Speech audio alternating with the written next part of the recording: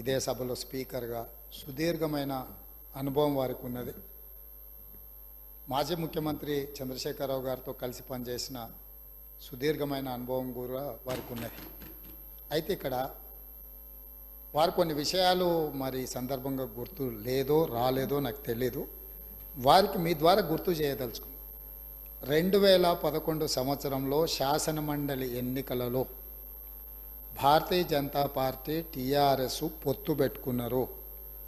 ఆనాడు ఇదే సభలో ఉన్న ఈరోజు కేంద్ర మంత్రి బీజేపీ అధ్యక్షుడు కిషన్ రెడ్డి గారు, ఎండెల లక్ష్మీనారాయణ గారు ఇద్దరు శాసనసభ్యులు బీజేపీ నుంచి టీఆర్ఎస్ అభ్యర్థికి అధికారికంగా ఓట్లేసిండ్రు. ఒకటి. రెండవది, ఆనాడు ముగ్గురు టీఆర్ఎస్ ఎమ్మెల్యేలు కిరణ్ కుమార్ రెడ్డి గారికి ఓటేసిండ్రు. ఆ ముగ్గురు ఎవరే అంటే ఏనుగు రవీందర్ రెడ్డి గారు, కావేటి సమ్మయ్య గారు, కల్వకుంట్ల విద్యాసాగర్ రావు గారు. ఆ ముగ్గురు టీఆర్ఎస్ అభ్యర్థికి ఓటేయకుండా కిరణ్ కుమార్ రెడ్డి గారికి మద్దతు ఇచ్చినందుకు చంద్రశేఖరరావు గారు వారిని పార్టీ నుంచి బహిష్కరించడం జరిగింది. ఆ సందర్భంగా ఎమ్మెల్యేలు ఏం చెప్పిండ్రంటే, అయ్యా మీ అల్లుడు గారే మమ్మల్ని ఇక్కడ ఓటేయమని చెప్తే మేము పోయి అక్కడ ఓటేసినాము, ఓటేయమన్న మీ అల్లుడినేమో ఇంట్లో పెట్టుకున్నావు, మమ్మల్ని పార్టీ నుంచి ఎట్లా బహిష్కరిస్తామని వాళ్ళు మాట్లాడడంతో తిరిగి 2014లో వారికి టికెట్లు ఇవ్వడం జరిగింది. నెంబర్ 1. నెంబర్ 2, 2014 నుంచి 2023 వరకు పార్లమెంటులో ఏ సందర్భం వచ్చినా అధికారికంగా అక్కడ రికార్డులు ఉన్నాయి. కావాలంటే వారి పెద్దలు పోచారం శ్రీనివాసరెడ్డి గారు, నామ నాగేశ్వరరావు గారికో లేకపోతే కేశవరావు గారికో వారు అడిగితే ఎన్ని బిల్లులు వచ్చినప్పుడు లోక్సభలో కానీ రాజ్యసభలో కానీ వారు ఎవరి పక్షాన నిలబడి ఎవరికి మద్దతు పలికినరో అక్కడ సజీవంగా సాక్ష్యాలు ఉంటాయి. 3 తలాక్ కావచ్చు, 370 ఆర్టికల్ కావచ్చు, రైతు వ్యతిరేక నల్ల చట్టాలు కావచ్చు, జిఎస్టీ కావచ్చు, నోట్ల రద్దు కావచ్చు, ఇట్లా చెప్పుకుంటూ వెళ్తే కొన్ని వందల బిల్లులు లోక్సభలో రాజ్యసభలో వచ్చినప్పుడు టీఆర్ఎస్ పార్టీ స్పష్టంగా ఒక సందర్భంలో రాజ్యసభ సభ్యుడు అక్కడ బిల్లు ఉన్నదంటే ప్రత్యేకమైన విమానం వేసుకొని పోయి మోడీ గారికి అనుకూలంగా ఓటేయడం జరిగింది. Bharatiya Janata party, BRS, BJP ఒకే రకమైన ఆలోచన విధానంతో గత 10 సంవత్సరాలు ప్రభుత్వాలను కలిసి నడుపుకున్నారు. వాళ్ళిద్దరు కలిసి చర్చించుకున్నారు. ఇంతెందుకు, వాళ్ళ పార్టీ అంతర్గత విషయం ముఖ్యమంత్రి గారిని మార్చాలని ఇక్కడ చాలామంది మాజీ మంత్రులు చంద్రశేఖరరావు గారిని దించేసేయాలి, తారక రామారావు గారిని ముఖ్యమంత్రిని చేయాలని చెప్పి ఆ మంత్రివర్గంలో ఉన్న వాళ్ళే చంద్రశేఖరరావు గారి మీద అవిశ్వాసం ప్రకటించి తారక రామారావు గారిని ముఖ్యమంత్రిని చేయండి అని వాళ్ళు మాట్లాడినరు.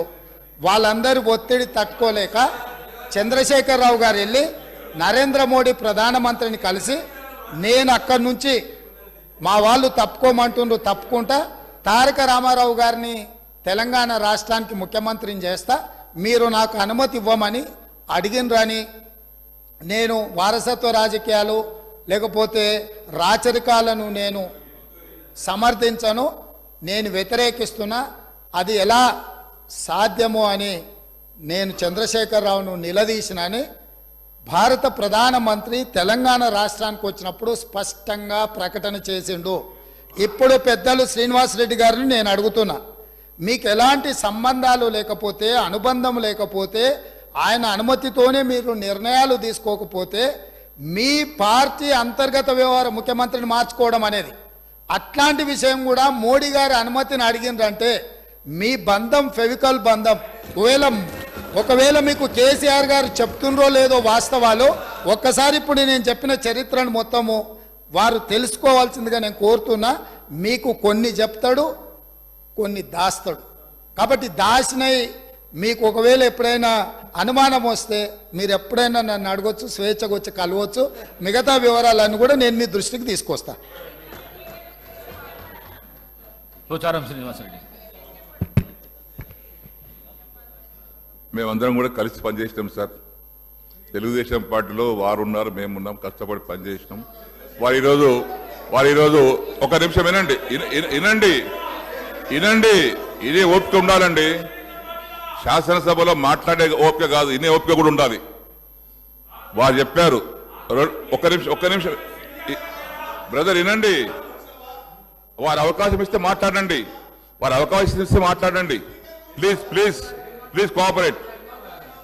వారు మాట్లాడడానికి ఒకవేళ బీజేపీతోనే మాకు పవికాల సంబంధం ఉంటే నలుగురు బీజేపీ శాసనసభలు ఓడించినటువంటి అభ్యర్థులు ఎవరు సార్?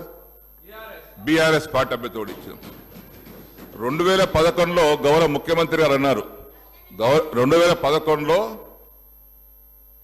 ఆ రోజు శాసన మండలికి ఎన్నిక జరిగితే ముగ్గురు టిఆర్ఎస్ శాసనసభ్యులు కాంగ్రెస్ ఓటేసినటువంటి మాట వాస్తవం. సస్పెండ్ చేసిండ్రు. కిరణ్ కుమార్ రెడ్డి కాదు, ఎమ్మెల్సీగా కాంగ్రెస్ పార్టీ రంగారెడ్డి పోటీ చేసిండు, టిఆర్ఎస్ తరఫున మహమూద్ అలీ గారు పోటీ చేసిండ్రు. నేను అప్పుడే మన ఇద్దరం తెలుగుదేశం పార్టీలో ఉన్నాం. దాని తర్వాత నేను బీఆర్ఎస్ పార్టీకి వచ్చిన. టీఆర్ఎస్ పార్టీకి వచ్చిన తర్వాత నాకు కూడా బలవంతం చేసిండ్రు, మీరు కూడా రంగారెడ్డి కోటేయమని. నేను బీఆర్ఎస్ పార్టీకి మొన్నే వచ్చిన మాట ఇచ్చిన. నేను టీఆర్ఎస్ పార్టీ అభ్యర్థిగా ఓటేసి తప్పితే ఇంకో దానికి వేయనంటే మీరు చెప్పినటువంటి 3 పేర్లు నేను రిపీట్ చేయదలుచుకోలేదు. ఆ 3 పేర్లు లాలూచి పడి బీఆర్ఎస్ పార్టీకి అభ్యర్థికి వ్యతిరేకంగా రంగారెడ్డి కోటేసి రంగారెడ్డి గెలిపించుకున్నారు కాంగ్రెస్ పార్టీ. రెండవది తమరు అన్నారు సంబంధం బీజేపీ, ముఖ్యమంత్రి కావాలి, ముఖ్యమంత్రి మార్చాలంటే వారికి అవసరం సార్ అడగదాల్సి. మేమే ఉండుంటాం కదా, నువ్వు 100 మంది అనుకుంటే మేము ముఖ్యమంత్రి ఎవరు చేయాలో చేసుకుంటాం, కానీ ఇంకెవరు అనుభూతి మాకు అవసరం లేదు సార్. అది తమరికి రిపోర్ట్ తెలియదు, కానీ మీరు అన్నట్టుగా మాకెవరు అనుమతి అక్కర్లేదు సార్. మా శాసనసభ్యులే ఉన్నారు. మా నాయకుని మార్చుకోవాల్సిన అవసరం రాదు కూడా. ఒకవేళ అటువంటి పరిస్థితి మాకు ఎవరిని అడగాల సార్? మేమే 100 మంది ఉన్నాం కదా ఇక్కడ పోయిన ప్రభుత్వంలో. దయచేసి బీజేపీతో మాకు ఎలాంటి సంబంధం లేదు. మాకున్నది ఫ్రెండ్లీ పార్టీ ఎంఐఎం పార్టీ. దయచేసి దాని పట్ల మరొకసారి తమరికి నేను విజ్ఞప్తి చేస్తా ఉన్నాను. పాయల్ శంకర్ గారు.